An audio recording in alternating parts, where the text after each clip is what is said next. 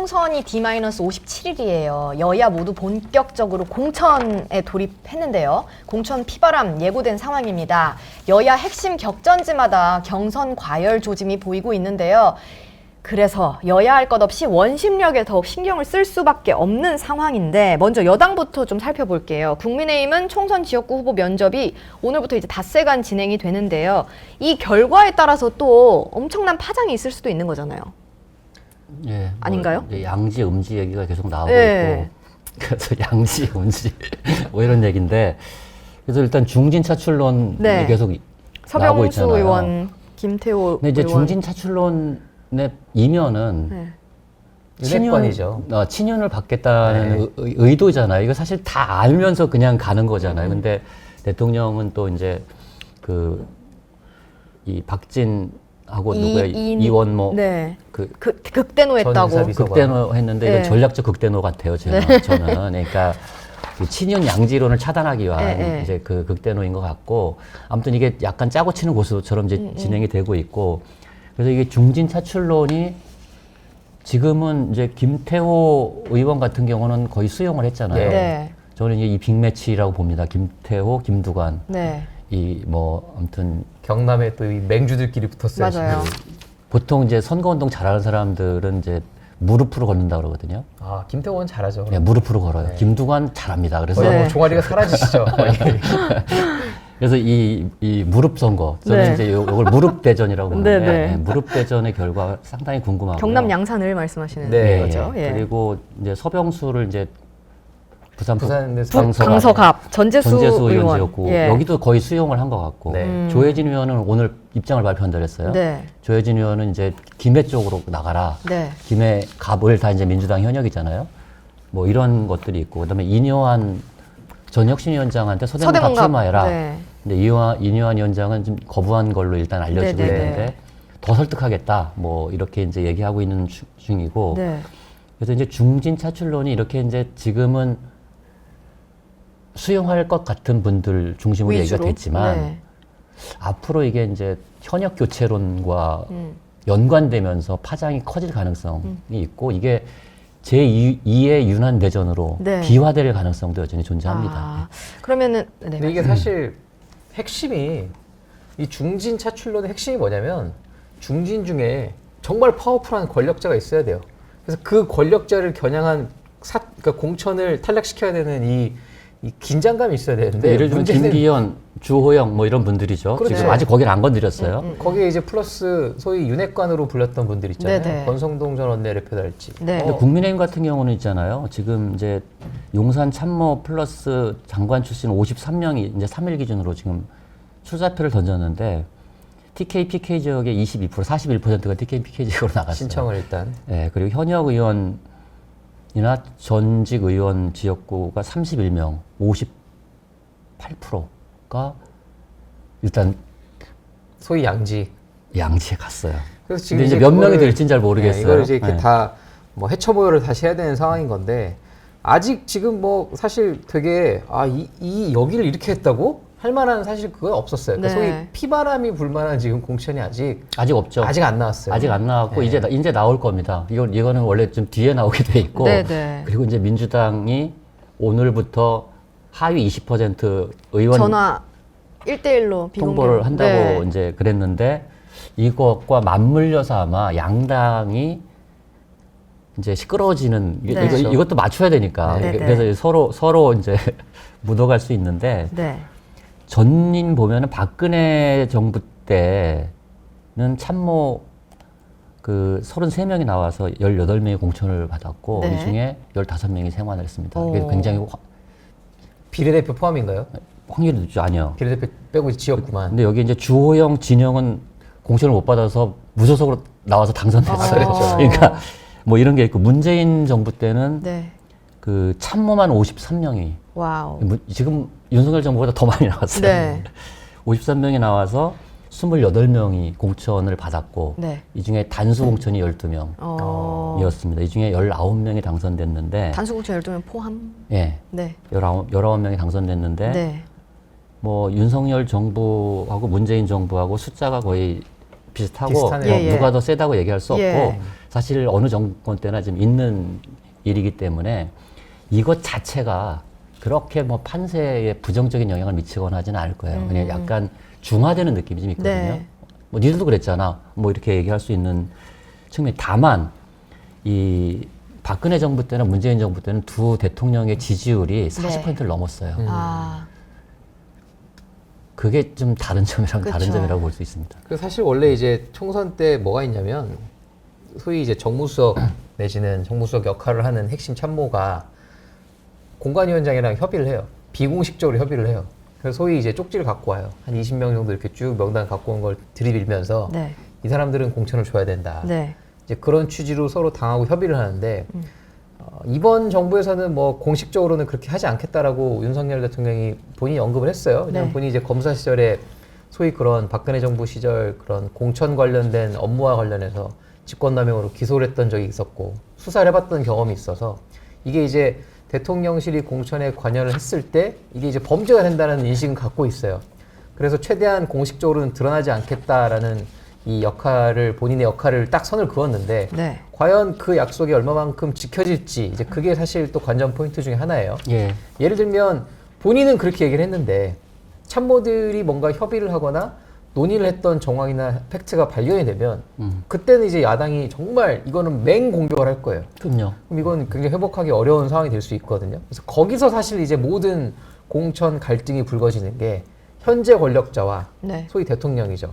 미래 권력 네. 간의 이제 소위 충돌 네. 그런 걸 이제 좀 지켜볼 필요가 있는 거죠. 그러면은 윤한 갈등 다시 불거질 수밖에. 불거질 수밖에 없어요. 네. 그래서 저는 사실은 궁금한 게 과연 그 김건희 후보 리스트가 있는지 아. 아니 이게 이제 이거 궁금하긴 해요. 네. 있는지 없는지. 사견입니다. 네. 사견. 네. 근데 어쨌든 그것과 관전 포인트 중에 하나가 이제 이원모 비서관은 본인이 이제 알아서 네. 다른 어디든 가겠다 뭐 이렇게 네네. 얘기했잖아요. 맞아요, 네. 맞아요. 근데 다른 지역에도 구미을 같은 경우는 네. 강명구 국정기획비서관하고 허성우 국민제안비서관, 네. 네, 국민제 두 맞아요. 분이 같이 지금 나가 있어요. 국민의힘 현직 의원이 있는 김영식 지역이죠. 네. 의원이 있죠. 그다음에 포항시 같은 경우도 그 윤종진 그 국가보훈부 차관, 그다음에 이부영 행정관 여기 둘 다 나가 있어요. 여긴 재선 의원이 있는데 그래서 이런 지역구들은 도대체 어떻게 교통 정리가 될 건지 이것도 참 궁금합니다. 네. 그래서 지금 이번에 뭘 하기로 했냐면 국민의힘이 경선을 이제 다 돌렸잖아요. 여론조사 경선을 돌렸는데 원래는 이제 1등만 붙이면 돼요. 근데 제가 좀 이렇게 취재를 해보니까 1등, 2등 중에 그러니까 소위 1등, 2등으로만 이게 순서를 매기는 게 아니라 네. 과반을 넘지 않으면 결선을 붙이기로 했다는 거예요. 근데 이게 아, 뭐냐면 네. 그렇죠. 예. 원래는 1, 2, 3등이 뭐 예를 들면 40, 뭐 20, 10 이렇게 나올 수 있어요. 네네네. 근데 이렇게 됐을 때 문제가 뭐냐면 결선을 갔을 때 2등과 그 나머지 후보들끼리 야합이 생길 수 있어요. 아. 특히나 이제 이런 여론조사는 책임당원들, 소위 네. 이제 여론조사에 적극적으로 응대하는 사람들을 얼마나 많이 조직적으로 결집시키냐의 싸움이기 때문에 네네. 이게 사실 얼마든지 뒷거래로 이어질 수 있는 상황이거든요. 그쵸. 근데 이걸 왜 했을지가 좀 저는 좀 궁금한 게 네. 아마 현역 의원을 한 번 여론조사를 이기긴 쉽지 않을 수 있어요. 네. 근데 둘이 1대1 구도로 만들어서 경선을 붙이면 이거는 사실 또 가능해지는 상황들이 생길 수 있거든요. 그래서 그 장치를 한 거죠. 그래서 결선을 둔 거는 그러니까 가령 3인 경선으로 하면 현역이 유리합니다. 그럼요. 네. 근데 이게 1대1 경선으로 하면 변수가 생겨요. 그쵸. 네. 그래서 이런 문제들, 이런 장난 많이 칠 겁니다. 아. 그러니까. 네, 그러면 이번엔 민주당 얘기 좀 해보겠습니다. 지금 하위 20% 의원들한테 개별 통보하고 있는데 이게 사실 뭐 최후 통첩의 성격이잖아요. 그러면은 이제 탈락하는 비명 친문 인사들이 개혁신당 같은 3당으로 흡수될지도 궁금하더라고요. 저는 뭐 일부는 그렇게 될 거라고 봅니다. 네, 또 일부는 일부는 이제 선거를 하다 보면요. 네, 가령 정신승리 되게 많이 해요.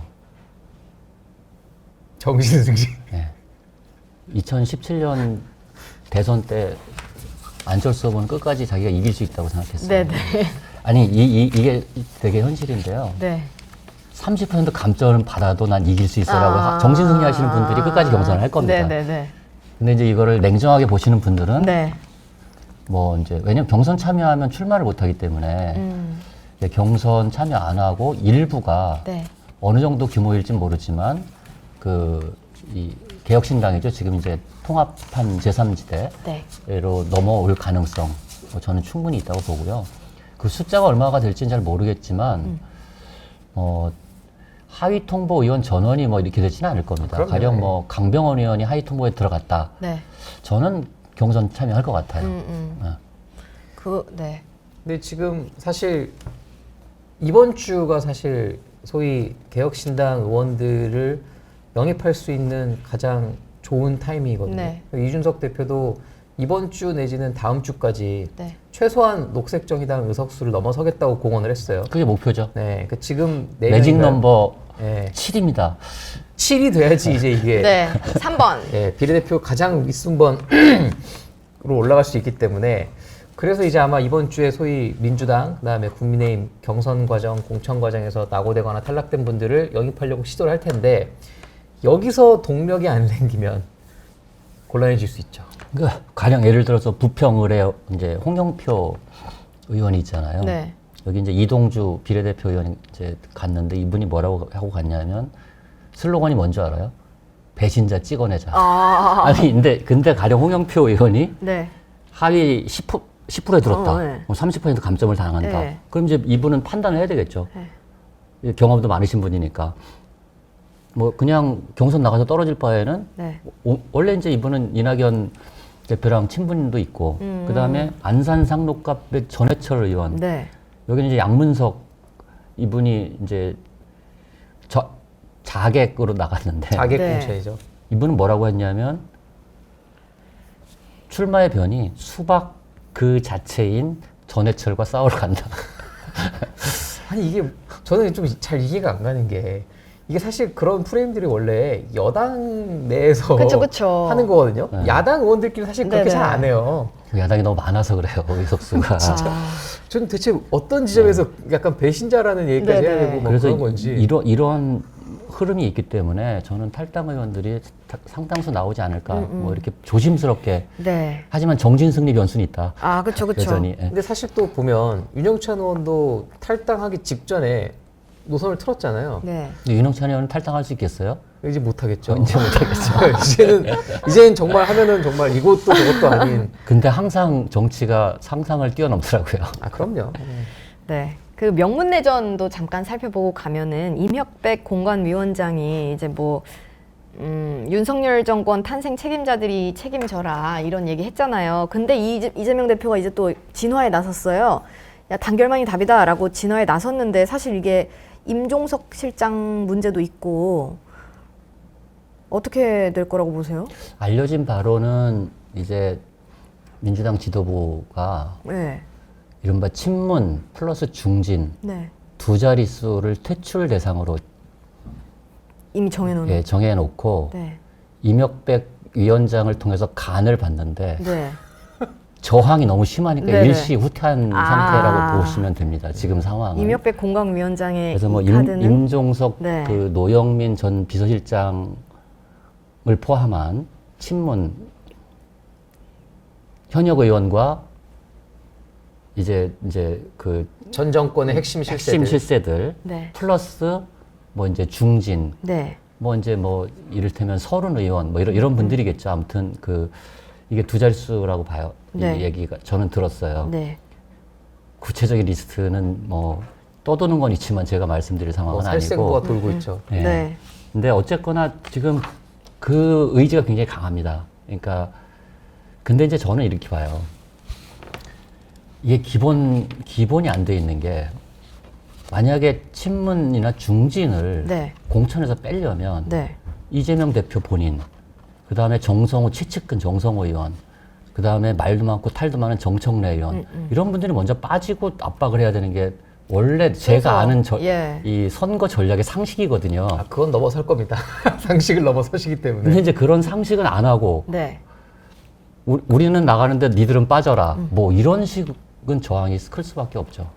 그러니까 뭐 이재명 대표의 사실 이 정치 공학이라고 해야 되나요? 정치적 이 공식이 굉장히 좀 뭐 기존 정치 문법을 좀 뛰어넘는 것들이 있죠. 그래서 저는 충분히 유승찬 대표께서 말씀하신 상황이 생길 텐데, 저는 이제 그런 상황이 생겼을 때 이제 또 하나 생각해 볼 점이 이런 거예요. 너무 야당의 내전, 소위 야당 내부에서의 이 갈등으로 인한 개파 갈등. 개혁신당으로 이어지는 이 흐름이 과연 제3지대에게 유리할 것인지, 그게 좀 사실 좀 저는 뭐 유리하다고 봅니다. 그래요. 네.